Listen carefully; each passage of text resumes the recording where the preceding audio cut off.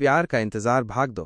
छवि सोचने लगी कि शायद अब इन्हें रंगों से प्यार ही न हो। इतनी बेरंग जिंदगी में कोई रंगों को पसंद कैसे कर सकता है। मैं उनसे पूछूंगी भी नहीं, कहीं वो ये न समझ लें कि मैं उनका मजाक उड़ा रही हूँ। नहीं, मैं ऐसा कुछ नहीं करूंगी जिससे उन्हें गुस्सा आए। अब अगर शादी हो ही गई है तो मैं पूरे मन से निभाऊंगी। तैयार होकर वो चंबा के साथ नीचे आ गई। डाइनिंग रूम में आई। उसने आते ही पापा, चाचा चाची, बुआ और जेठ जेठानी के पैर छुए। उसे चंबा ने संग्राम के बगल वाली सीट पर बिठा दिया। बड़े से टेबल के बीच में उसके ससुर बैठे थे। उनकी बाईं तरफ चाचा चाची, बुआ, फिर जेठ और जेठानी बैठे थे और दाईं तरफ संग्राम, छवि, निम्मी, हर्ष और सबके अंत में प्रताप बैठा था। छवि ने कभी ऐसे सबके साथ बैठकर खाना नहीं खाया था, इसलिए उसे कुछ पता नहीं था। संग्राम ज्यादा नहीं खाता था। उसके लिए एक ब्रेड और दूध का ग्लास लिया। बाकियों के लिए पराठे और दही था। एक दो सब्जियां भी थीं, पर छवि भी ये सब खाने की शौकीन नहीं थी। उसने थोड़े से दही के साथ एक पराठा लिया। निम्मी ने उसकी प्लेट में आलू की सब्जी रखते हुए बोली, भाभी ये खाकर देखो। उसे देखकर हर्ष ने भी उसकी प्लेट में भिंडी की सब्जी रख दी। छवि की प्लेट भर गई थी। उसकी चुन्नी भारी थी और उसे सिर पर चुन्नी लेने की आदत नहीं थी, तो उसे खाना खाना मुश्किल हो रहा था। उसका चम्मच नीचे गिर गया और सब्जी के कुछ छींटे संग्राम के हाथ पर गिर गए। पटाक! संग्राम उसी वक्त खड़ा हुआ और छवि के मुंह पर खींचकर थप्पड़ मारते हुए बोला, जाओ पहले टेबल मैनर सीख कर आओ। कहकर वो ऊपर अपने कमरे में चला गया। सारी प्लेट उछलकर छवि पर गिर गई। वो घबराकर उठ खड़ी हुई। उसके तो आंसू निकलने वाले थे, पर उसने चाचा चाची, बुआ और बड़ी भाभी ये देखकर खुश हो रहे थे। छवि कमरे के अंदर आकर बहुत रोई। उसे अपने घर में भी चाची से रोज ही ताने सुनने को मिलते थे, पर वो कभी रोई नहीं थी। पर आज उसे बहुत बुरा लग रहा था। जाने क्यों वो फूट फूट कर रोई। फिर उसने अपने कपड़े बदले और चुन्नी को टिकाए रखने की प्रैक्टिस करने लगी। उसने तय किया कि वो कोई गलती नहीं करेगी। वो शीशे में अपने चेहरे पर छपे संग्राम के हाथ के निशान को देखकर वो देखती ही रह गई। उसे आज पूजा की बात याद आ रही थी। वो अक्सर कहा करती थी, छवि तू शादी से पहले इतना काम करती है, अपनी चाची के इतने जुल्म सहती हो, देखना शादी के बाद तुम बहुत खुश रहोगी। तुम्हारा पति, तुम्हारे ससुराल वाले तुम्हें बहुत प्यार करेंगे। तू अपने घर में राज करेगी। तूने अपने जीवन में अब तक खिजा ही खिजा देखी हैं, देखना शादी के बाद बहारें ही बहारें होंगी। ये बात याद आते ही उसकी आंखों से आंसू बह निकले। उसने खुद को हिम्मत दी, तू चिंता न कर, तू अपने पति और परिवार को खुश कर, तेरे जीवन में बहारें आ जाएंगी। तू मेहनत कर और बहारों एक इंतजार कर। उसने अपनी आदत के अनुसार इस बात पर शेर बनाकर खुद को ही सुनाया। आज हालात कह रहे हैं जीवन में ना आएगी बहार, पर दिल तू अंत तक करना उन बहारों का इंतजार। उसने अपनी डायरी निकाली, उस पे बाकी शायरी के साथ ये शेर भी लिख लिया। उसे शायरी का शौक था। जब भी खुश होती या दुखी होती वो शायरी लिखती थी। उसका मन अब कुछ हल्का हो गया। उसने अपनी अलमारी में से हल्की चुन्नी वाले सूट एक तरफ रख लिए और सोचा कि अब इन्हें ही पहना करेगी। डिनर के वक्त वो नीचे आई तो डाइनिंग रूम में बहुत कम लोग थे। चाचा चाची और निम्मी नहीं थे और संग्राम भी नहीं था। तो वो वहां पहुंची तो संग्राम की जगह बुआ बैठी थी और ये उनके बगल में बैठ गई। हर्ष और प्रताप उसके साथ बैठे थे। सामने बड़े भैया और भाभी बैठे थे। पापा अपनी जगह पर ही बैठे थे। सब खाना खाने लगे। भाभी चिंता न करें, आपका दिल उनको मिलने को करे तो मुझे बता दीजिएगा, मैं मिला लाऊंगा। सिम्मी भी कह रही थी आपसे मिलने को। हर्ष बोला, हाँ वो लोग इन्हें अपने घर बुलाएंगे तो ये संग्राम के साथ जाएगी। तू अपनी पढ़ाई पर ध्यान दे, बुआ बोली। फिर सभी खाना खाने लगे, पर अब माहौल सुबह के माहौल से बहुत ही खुशनुमा था। छवि को इस बात का एहसास हुआ कि सभी संग्राम से डरते हैं और बात नहीं करते। जब वो नहीं होता तो सभी हंसते बोलते हैं। वो सारा दिन अपने कमरे में रहती, बस खाना खाने नीचे उतरती थी। उसे ऐसे ही कई दिन बीत गए थे। पहले दिन के बाद संग्राम घर नहीं आया। उसने संग्राम के बारे में न तो किसी से पूछा न किसी ने उसे बताया। फिर एक दिन ब्रेकफास्ट के बाद वो पापा से बोली, पापा जी मैं सारा दिन बोर हो जाती हूँ, मैं पढ़ना चाहती हूँ, कॉलेज में लगना चाहती हूँ। मेरे 12वीं में मेरे बहुत अच्छे नंबर आए हैं, मैं टीचर बनना चाहती हूँ। बेटे मैं आज संग्राम से बात करूंगा, जैसा वो कहेगा वैसा ही करेंगे। अब वो तुम्हारा पति है, इसलिए उसकी मर्जी के बिना हम कुछ नहीं कर सकते। पापा ने कहा, ठीक है पापा जी, आप इनसे पूछकर बता दीजिएगा, मैं वेट करूंगी, लेकिन जरा जल्दी कीजिएगा, पहले ही क्लास। उस शाम संग्राम घर आ गया। वो आकर अपने कमरे में बैठा रहा। चंबा ने छवि को बता दिया था। चंबा और कला की मदद से वो सज संवर कर तैयार हो गई, पर वो कमरे आया ही नहीं। रात के खाने पर वो नीचे गई। तो वो संग्राम के साथ वाली सीट छोड़कर अगली सीट पर बैठने लगी तो बुआ बोली, इस तरफ बैठो बहू, मैं इधर बैठ रही हूँ। बुआ ने जानबूझकर ऐसा जताया मानो छवि उनके लिए जगह छोड़ रही हो। छवि डरते डरते संग्राम के बगल में बैठ गई। आज उसने बड़े सलीके से खाना डाला और आराम से ही खाया, कोई गलती नहीं की। संग्राम सब देख रहा था पर वो बोला कुछ नहीं। वो खाना खत्म करके जाने के लिए खड़ी हो गई। वो बोलने लगा तो पापा पहले ही बोल पड़े, जब तक बड़े खा रहे हैं तब तक बैठो, उनके खड़े होने के बाद जाना। वो खाली प्लेट रखकर बैठ गई। फिर पापा ने जब खा लिया तो वो बोले, चलो अब उठ जाओ बेटा, आओ मेरे साथ लिविंग रूम में चलो। वो उनके साथ जाकर वहां बैठ गई। देखो बेटा, मुझे पता है कि संग्राम थोड़ा गुस्से वाला है, पर जब तुम उसे समझने लगोगी तो तुम्हें उसके गुस्से की आदत हो जाएगी, मतलब तुम्हें कम बुरा लगेगा।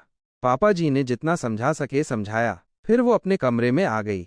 कुछ देर बाद दरवाजे पर नॉक हुआ और इमली बोली, छोटी बहू रानी, हम अंदर आ जाएं? हाँ जी, वो ठीक होकर बैठते हुए बोली। इमली अंदर आ गई। वो बोली, छोटी बहू रानी, हम आपसे बात करने आए हैं। बी क्या है? न कि बड़े बेटा जी बचपन से थोड़े कड़क मिजाज के हैं, तो उनकी बातों का गुस्सा मत मानना, उससे प्यार से मिलो। रात करीब 8 बजे संग्राम उसके कमरे में आया। छवि बेड पर बैठी कोई किताब पढ़ रही थी। वो उसे देखकर सीधी हो गई, तरफ देखा और उसके पास बेड पर बैठ गया। वो सरकना चाहती थी पर उसके कमीज का पल्ला संग्राम के नीचे दब गया था, तो वो वही बैठी रही। संग्राम का सारा शरीर उसे छू रहा था, लेकिन उसने पहले ही सोच लिया था कि वो इसे नाराज नहीं करेगी। पापा जी कह रहे थे, तुम पढ़ना चाहती हो? जी। क्या पढ़ना चाहती हो? संग्राम ने बड़े आराम से पूछा। जी, मैं टीचर बनना चाहती हूँ। वो बोली, हमारे खानदान में किसी बहू ने नौकरी नहीं की और न मैं चाहूंगा कि तुम करो, इसलिए ये ख्याल मन से निकाल दो। इसके अलावा तुम कुछ हॉबी के लिए करना चाहो तो कर सकती हो, जैसे बड़े भाभी ने कुकिंग और कढ़ाई की क्लासेस ली हैं, तुम भी ऐसा कुछ कर सकती हो। संग्राम बोला, जी पेंटिंग में ले लूं? उसने डरते डरते पूछा। ठीक है, ले लेना, लेकिन एक बात सुन लो, मुझे तुम्हारे बारे कोई शिकायत ना आए। तुम समय से आओ, समय से जाओ। तुम्हारे लिए कार तैयार रहेगी। सोम दादा को कह दूंगा, वो तुम्हारा एडमिशन करा देंगे। संग्राम की बात सुनकर वो खुश हो गई। संग्राम ने उसकी तरफ देखा नहीं, पर उसकी छुअन से उसे पता चल रहा था कि वो खुश है। वो दोनों बहुत करीब थे। संग्राम को उसके बदन से आती खुशबू अच्छी लग रही थी। उसका दिल कर रहा था कि वो उसे गले लगा ले, चूमे। उसने अपने दिल की सुनी और उसकी तरफ पलटकर उसके होठों पर अपने होंठ रख दिए। छवि के चेहरे पर उसकी खुरदरी चमड़ी चुभ रही थी, पर वो कुछ नहीं बोली। फिर अचानक से उसने उसे छोड़ा और छवि को हाथ मारकर गिराकर चला गया। छवि अगले दिन वो सोम दादा के साथ कॉलेज गई। संग्राम के कारण उसका आराम से एडमिशन हो गया। सोम दादा उसे क्लास में बिठाकर चले आए। वो कर सीखने लगी। अब वो रोज कॉलेज जाती थी। ड्राइवर उसे छोड़ आता था और ड्राइवर ही ले आता था। कुछ दिन बाद उनकी क्लास में एक नया लड़का आया। लड़का बहुत ही हैंडसम था। उसने अपनी जिंदगी में सबसे हैंडसम लड़का हर्ष देखा था, पर यह हर्ष से भी बहुत ही ज्यादा हैंडसम था। सभी लड़कियां उसे देखकर आहें भर रही थी। इसने एक बार उसकी तरफ देखा, फिर अपना काम करने लगी। क्लास में सर आए तो उन्होंने उसका परिचय सबसे करवाया। बच्चों, ये नए स्टूडेंट हैं, इनका नाम सहस है। सहस, आप क्लास में किसके पास बैठना चाहोगे? जी, मैं उनके साथ बैठना चाहूंगा, सहस ने छवि की तरफ उंगली करते हुए कहा। छवि ने कहा, लेकिन सर मेरे साथ मीना बैठती है, वो आज आई नहीं है। कोई बात नहीं, मीना को हम और जगह बिठा देंगे। ये नया आया है, इसे बेसिक बातें बाकियों से अच्छी तरह तुम समझा सकती हो।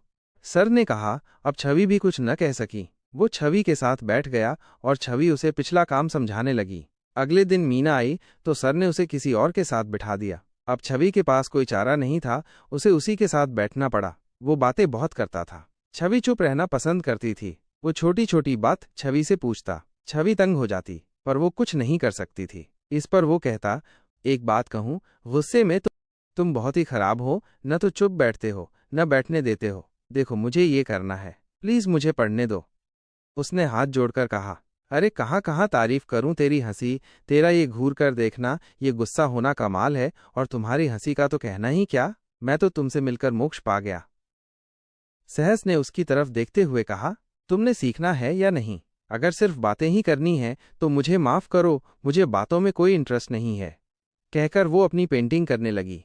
छुट्टी के वक्त वो बाहर आई तो वो भी उसके साथ चलने लगा, पर वो मीना को देखकर आगे मुड़ गया। वो मीना के साथ चल दी। मीना का घर इनके घर के रास्ते में पड़ता था, तो वो रोज उसके साथ कार में ही जाती थी।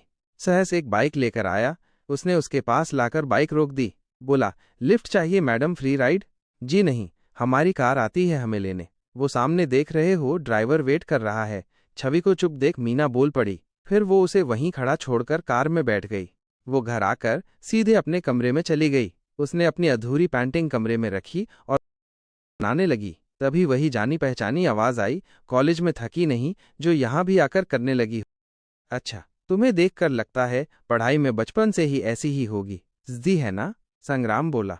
छवि उसके चेहरे की तरफ देखती नहीं थी। उसे उसकी पत्थर की आंख से डर लगता था। सर झुका के बात करती थी। वो बोली, बचपन से अब तक कभी इतना खाली समय मिला ही नहीं।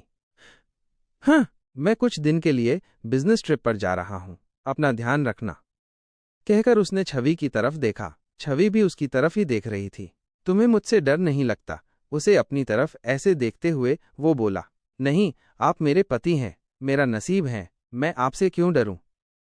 छवि बोली। संग्राम ने एकटक उसकी तरफ देखा और बोला, क्या तुम मेरी पेंटिंग भी बना दोगी?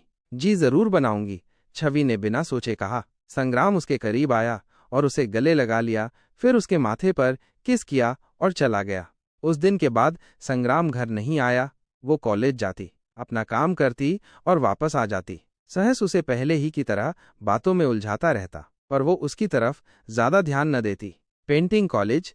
एक दिन सर ने कहा, आज तुम लोगों के लिए अलग चैलेंज है। तुम्हें अपने मनचाहे आदमी का स्केच बनाना है। कैसे करना है ये तुम लोग खुद देखना। सहस तो खुश हो गया।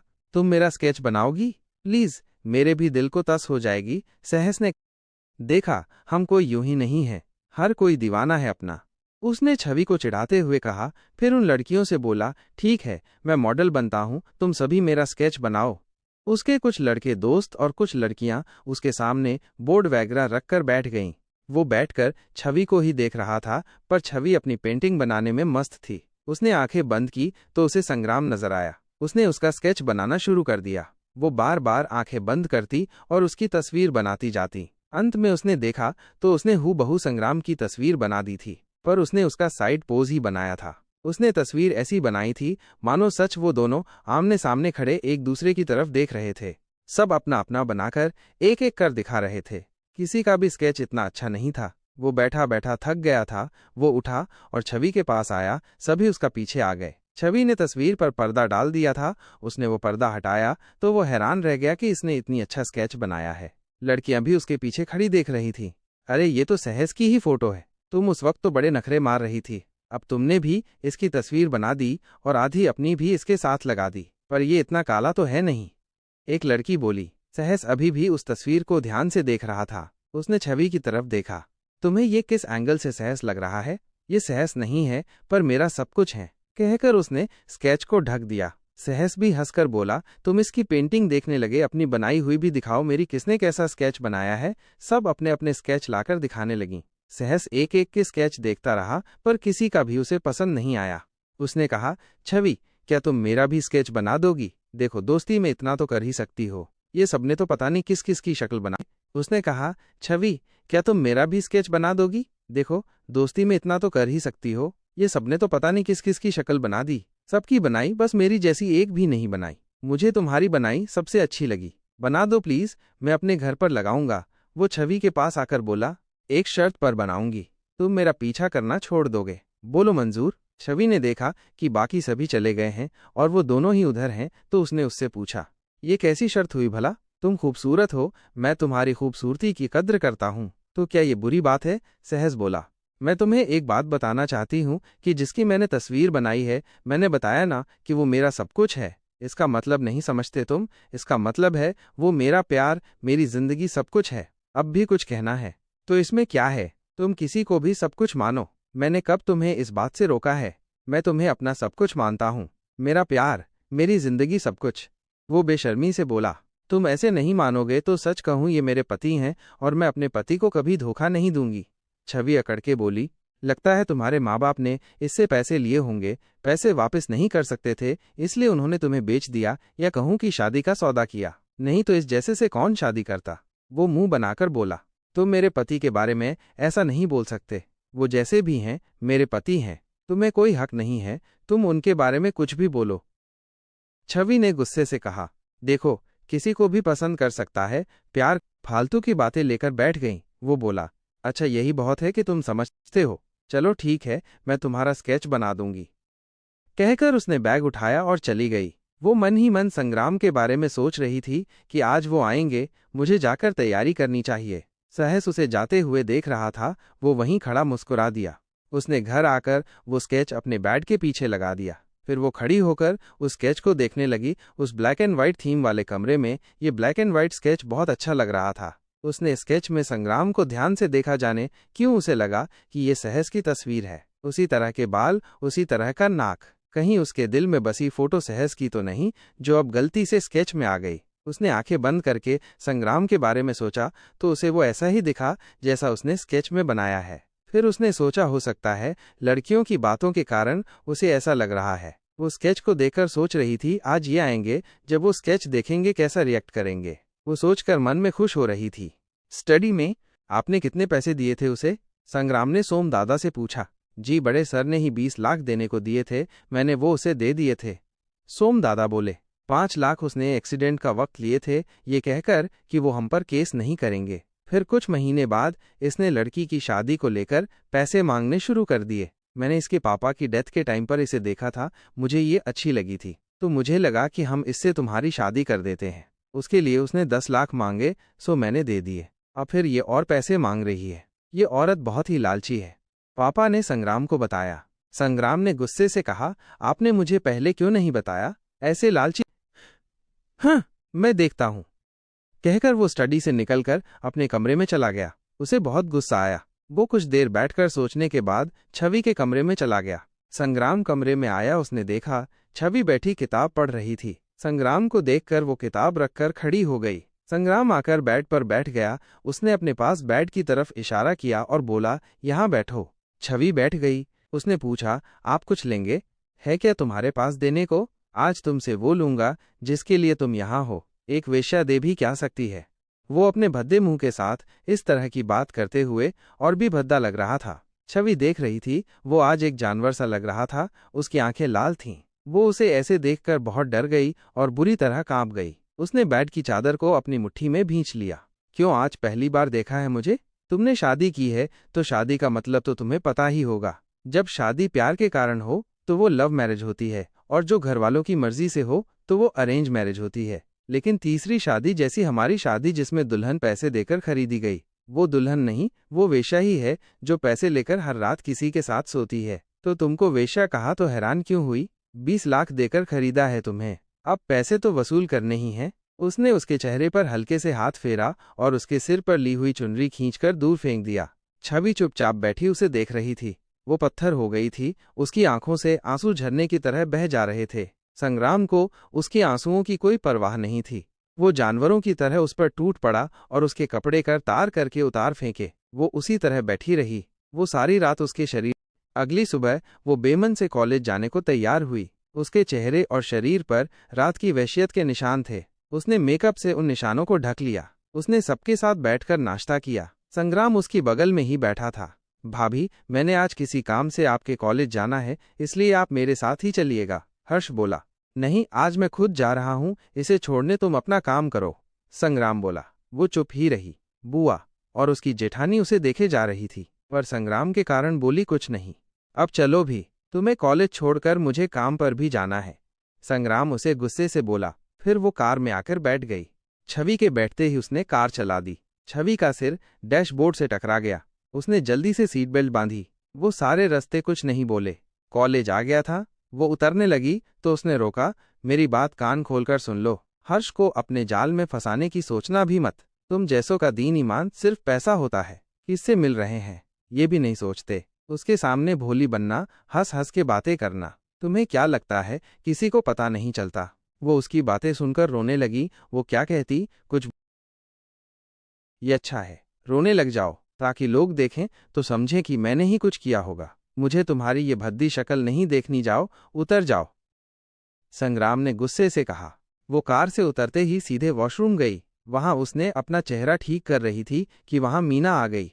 आए हाय, लगता है मियाँ जी ने लिपस्टिक खा ली, इसलिए कार से उतरते ही वॉशरूम आ गई है न? मीना ने उसे छेड़ते हुए बोला। नहीं, ऐसा तो कुछ नहीं है, यूं ही तू गैस लगाती रह।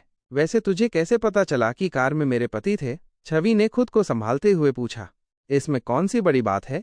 ड्राइवर के साथ होती हो तो तुम पीछे बैठती हो, लेकिन आज तुम आगे से उतरी, वो भी कार के रुकने के काफी देर बाद। इतना तो पता चल ही जाता है कि कार रोककर क्या किया जा रहा था। मीना ने आंखें तरेर कर कहा। अच्छा दादी अम्मा, तू जीती मैं हारी, चल अब क्लास में चल, नहीं तो मैडम जी फिर कहेंगी मीना तुम कब सुधरोगी। दोनों हंसते हुए क्लास में आ गई।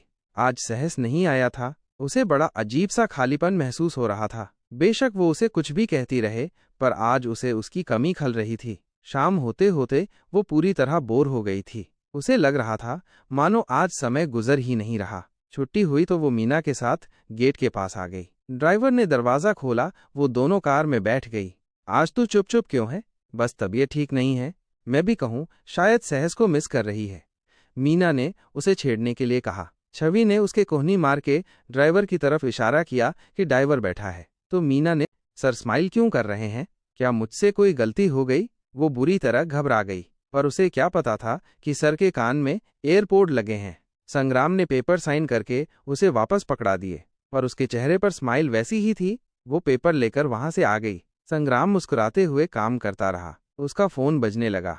उसे कल की बात याद आई। यही वक्त था जब बुआ का फोन आया था। उसे सारी बात याद आने लगी। बुआ जी कह रही थी, बेटा तुमने बहू को कुछ कहा है क्या? वो तो हमें देखकर नीचे रुकी ही नहीं, दौड़ती हुई लिफ्ट में चली गई। देख बेटा, ऐसा नहीं करते। माना कि उसके घरवालों ने पैसे लिए हैं, पर इसे कुछ कहकर वो पैसे वापस तो नहीं आने। क्या बुआ जी, आप ये क्या कह रही हैं? किसने किससे पैसे लिए? हाय, आग लगे मेरी जुबान को। मुझे क्या पता था कि तुझे पता नहीं है। मैंने सोचा तुझे तेरे पापा ने बता दिया होगा। मुझे क्या पता कि तुझे पता ही नहीं। क्या सोम दादा ने भी नहीं बताया? बुआ चालाकी से बोली। नहीं बुआ, आप यूं पहेलियां न बुझाओ, सीधी तरह बताओ क्या बात है।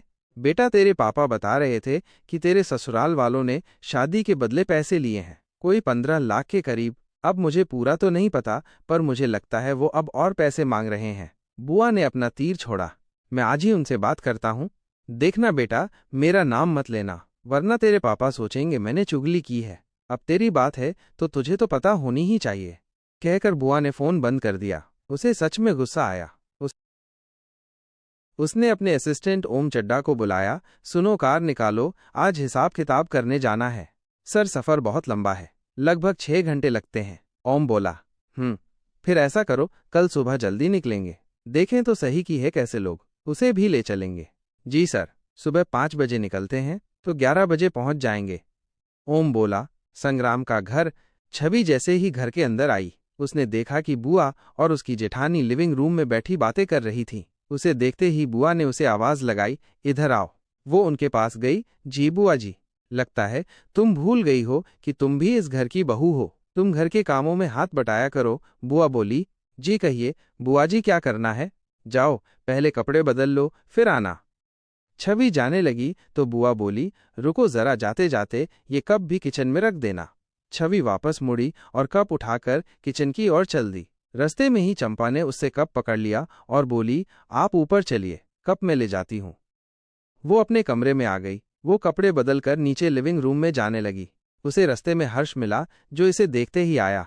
भाभी, आप में सरप्राइज खत्म हो जाएगा, इसलिए आपसे कह रहा हूँ, प्लीज प्लीज। उसने बच्चों की तरह हाथ जोड़ते हुए कहा। लेकिन बुआ जी और दीदी जी को क्या कहूँ? छवि ने पूछा। आप कुछ मत कहिए, उन्हें मैं खुद ही बता दूंगा। कहकर वो लिविंग रूम में गया और बोला, बुआ जी, मैं छोटी भाभी को अपने साथ ले जा रहा हूँ। मैंने बुक्स लेनी है, इन्होंने भी कुछ पेंटिंग का सामान लेना है। कुछ देर में आते हैं। कहकर वो छवि को लेकर चला गया।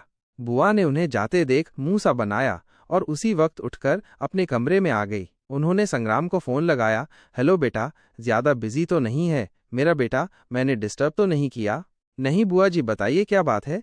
बेटा तेरा चेहरा ऐसा है, इस कारण पहले तेरी शादी की चिंता रहती थी। अब शादी की चिंता खत्म हुई तो अब ये चिंता है कि कहीं तेरी दुल्हन किसी और के साथ ना। बस बेटा, ये सब देखकर मेरा तो कालजा मुंह को आता है। मुझे बस तेरी फिक्र रहती है, लोग तेरा मजाक न उड़ाएं। बस इसलिए फोन किया था। आप कह क्या रहे हैं? साफ साफ कहें। वो भी सोच में डूब गया कि आखिर ऐसा क्या हो गया। वो छोटी बहू हर्ष के साथ बाहर गई अपनी पेंटिंग का सामान लेने। मैं रोकना चाहती थी, फिर मैंने सोचा कि कहीं तू नाराज न हो जाए। इसलिए रोका नहीं। अब तू ही बता, जब लोग उन्हें साथ देखेंगे तो क्या समझेंगे? यही न कि अगर सामान लेना था तो अपने पति के साथ जाती। फिर ये भी कहेंगे कि पति बदसूरत है इसलिए देवर के साथ घूमती है। अरे बेटा, ये मैं नहीं कह रही, लोग कहेंगे। मुझे तो बस तेरी फिक्र है। अच्छा, मैं फोन रखती हूँ, मेरा पूजा का समय हो गया है, कहकर बुआ ने फोन बंद कर दिया। संग्राम को बहुत गुस्सा आया। उसने अपने घर के नजदीक की सभी मॉल और मार्केट की पार्किंग की सीसीटीवी देखी। एक मॉल की पार्किंग में उसे हर्ष की कार नजर आ गई। असल में ये सभी मॉल इसके है, सो सीसीटीवी का कनेक्शन इसके फोन से है।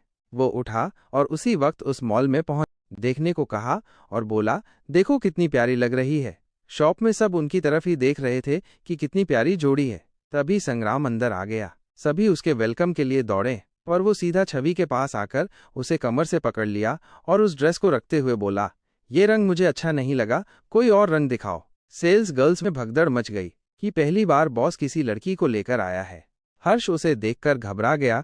वो बोला, वो भाभी ने पेंटिंग का सामान लेना था, वो मैंने सोचा इन्हें अच्छे से तैयार करके आपको सरप्राइज कर दूं, पर आपने मेरा सरप्राइज ही खराब कर दिया। कोई नहीं, अब मैं आ गया हूं, इसे सामान मैं दिला दूंगा, तुम जाओ। सुनकर हर्ष चल दिया।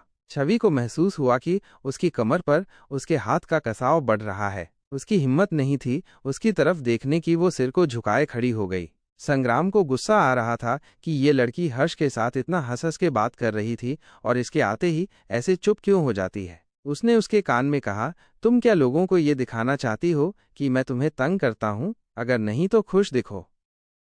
उसकी बात सुनकर छवि मुस्कुरा दी। सेल्स गर्ल ने कई ड्रेसेस लाकर उनके सामने रख दी। ये वाली ड्रेस ट्राई करके देखो, चलो मैं साथ चलता हूँ, कहकर वो 2-3 ड्रेसेस उठाकर उसे लेके ट्राई रूम की तरफ चल दिया। वो अब भी मुस्कुरा रही थी। वो उसी के साथ ट्राई रूम में चला गया। आप प्लीज बाहर चलिए, मैं बदल कर आती हूँ। मैंने ये ट्राई रूम इसीलिए इतने बड़े बनाए हैं ताकि 2 जने आराम से आ सकें, संग्राम बोला। उसकी बात सुनकर वो हैरान रह गई। ये क्या बात हुई भला? उसके साथ मैं क्या कर रही थी? इनका भी कुछ पता नहीं, कब खुश होते हैं कब नाराज हो गए। अंदर सो गई क्या? संग्राम गुस्से से बोला।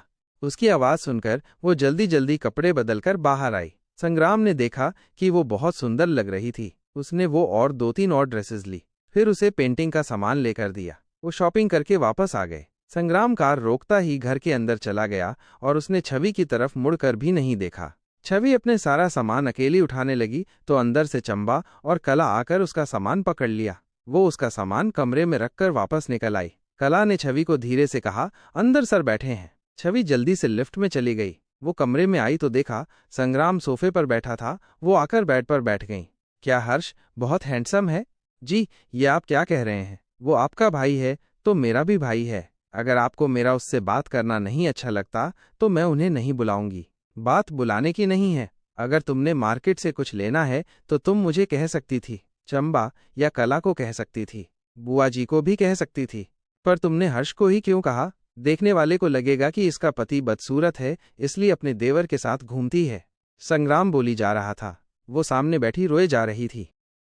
नहीं है, इसलिए उसने मेरा नाम ले दिया, वो रोते हुए कह रही थी। संग्राम को तब लगा कि उसे गलतफहमी हो गई है। ये सच कह रही है, मुझे इसे ऐसे नहीं कहना चाहिए था। वो उसकी तरफ देख रहा था कि उसकी नज़र उस पेंटिंग पर पड़ी। वो देखता रह गया। इसने कितनी खूबसूरती से दोनों को आमने सामने एक दूसरे को देखते हुए बनाया था। वो खुश हो गया। फिर उसे याद आया कि उसने कल इसके साथ क्या किया। वो उठा और रोती हुई छवि के पास आया और उसके कंधे पर हाथ रखकर बोला, अच्छा अब रो मत, सुनो जल्दी सो जाना, सुबह तुम्हारे चाचा के घर जाना है, कहकर वो बाथरूम में चला गया। छवि ने मुंह उठाया। इन्होंने क्या कहा? चचा के घर जाना है। उसने झट से आंसू पोंछे। वो भी जाना चाहती थी, पूछना चाहती थी कि उन्होंने पैसे क्यों लिए। उस रात वो वही उसके कमरे में लेट गया। छवि खाना खाकर आई तो बेड पर उसे लेटे देखकर वो घबरा गई। उसे कल की रात याद आ गई। वो कांपती हुई जाके बेड पर अपनी साइड पर सो गई। कुछ देर बाद संग्राम ने उसे अपनी तरफ खींचकर अपनी बाहों में भर लिया और उससे लिपटकर सो गया। छवि पहले तो घबराती रही, फिर सो गई। अगली सुबह संग्राम उठा और नहा धोकर उसने छवि को जगाया और बोला, उठो नहीं तो लेट हो जाएंगे। वो जल्दी से उठी और बाथरूम में भाग गई। ओम 4:30 बजे कार ले आया था। वो लोग नाश्ता करके करीब 5 बजे वहां से चल पड़े। कार में संग्राम पीछे उसके साथ बैठता हुआ बोला, सफर बहुत लंबा है, अब सोना चाहती हो तो सो जाओ। उद्धरण चिन्ह। नहीं, मुझे नींद नहीं आई। छवि ने उसके डर के मारे कह दिया, लेकिन कुछ ही देर में वो उसके कंधे पर सो रही थी। संग्राम उसे देखकर मुस्कुरा दिया। अगला भाग सुनने के लिए हमारे चैनल को सब्सक्राइब करना न भूलें।